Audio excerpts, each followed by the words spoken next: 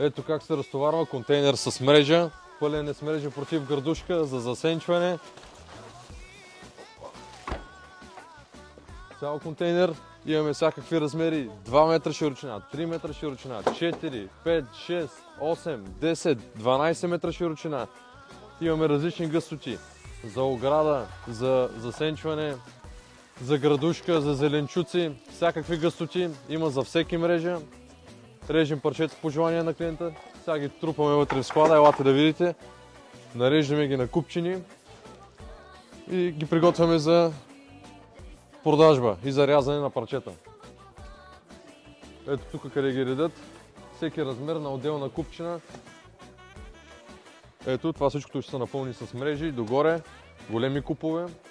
Ще отиде по рафтовете, ще се режи по размери по желание на клиента. За всеки има мрежа, така че обадете се, свържете се с мен, Стоян Иванов, agroзвезда.com.